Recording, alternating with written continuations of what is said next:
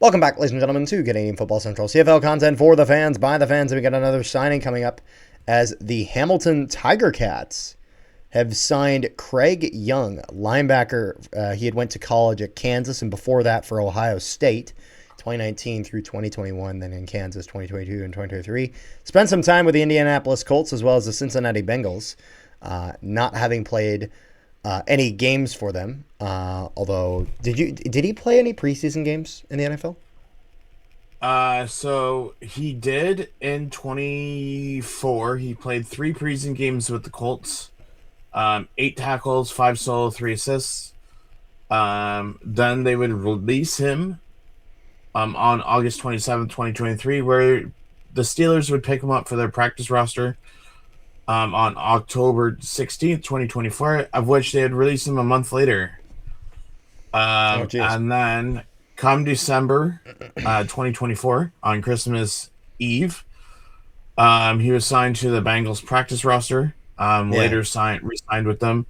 He had 9 tackles, 4 solo, and 5 assisted tackles in 3 preseason games in 2025 with the Bengals, and then he was released by the Bengals on August 25th of 2025.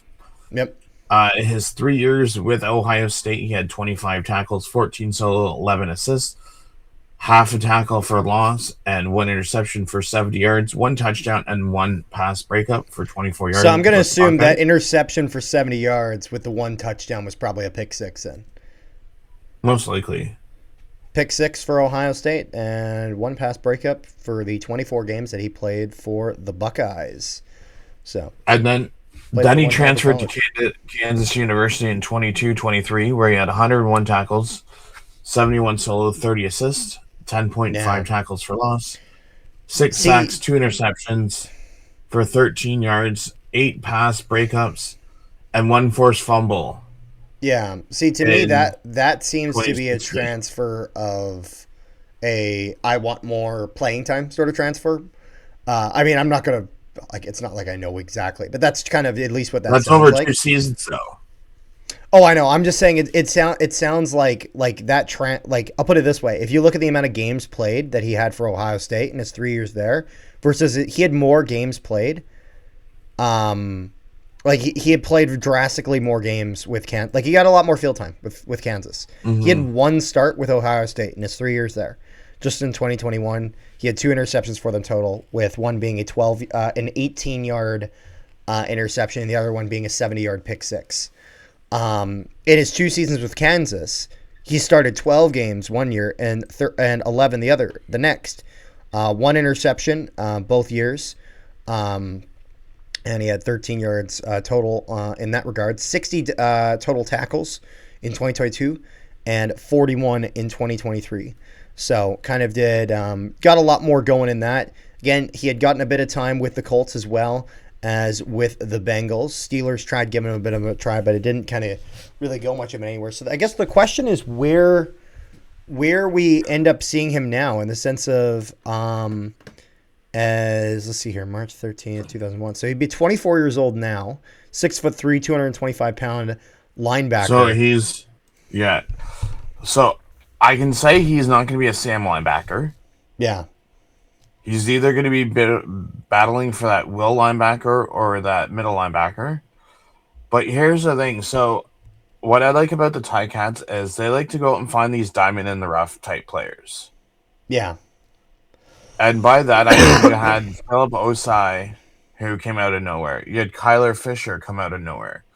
Like, you have these Americans that come up here and just put on. You had Braxton Hill, 30 tackles for 1 tackle for loss and 2 interceptions in 8 games. Yeah. In the CFL. Like, he came out of nowhere. Like, that's what I like to see. Like, yeah, you may not know the players now, but once they get to rookie camp, training camp, make the team, they'll start to make a name for themselves. Yeah. Yeah, no, and it's one of those things where from what I see of this guy, it looks like a guy with promising upside. Just need to see how he does with that like Canadian game. Because again, if we even just look at a little bit here from the CFL News Hub, it said that this is just from their article. Last offseason, the Hamilton Tiger Cats had a critical need for upgraded personnel in their defensive line and linebacking units.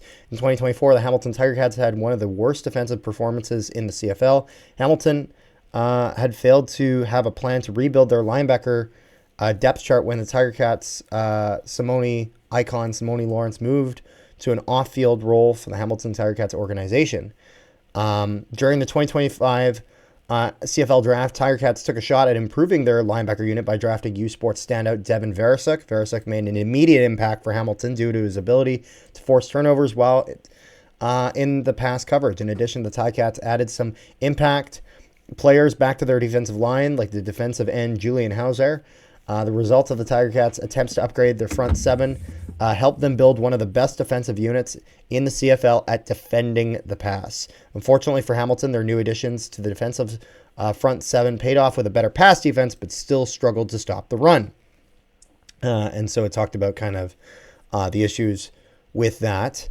But then it said, with that in mind, the Tiger Cats need to use their resources this offseason to add more skilled run defenders to create a balanced defensive unit. According to CFL Transactions, the Tiger Cats have signed American linebacker Craig Young. American linebacker Craig Young comes to the CFL after spending time with several NFL teams in the past 2 years. During the 2024 NFL season, Young was signed by the Indianapolis Colts as an undrafted free agent, but near the end of training camp, he was cut. Soon after being cut by the Colts, the Steelers signed Young to their practice squad. In 2025, Young joined the Bengals practice squad as well. It just kind of talks about some of his stats through and through, everything that we had mentioned with him with the Ohio State Buckeyes, as well as the University of Kansas Jayhawks. And all in all, he had done pretty decent. So I'm curious to see if this is a guy that's able to do well against that running game. Again, that's what Hamilton could really use. And I'm curious to see come training camp if this guy gets a bit of time. Preseason, we maybe get to see some of him. So yes, I'm curious to see how it goes. All in all, as a Ticat fan, how do you feel about this, Rick?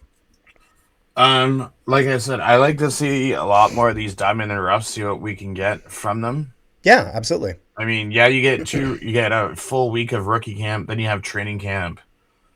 Then you have 2 preseason games, so we'll see how things go with that whole ordeal.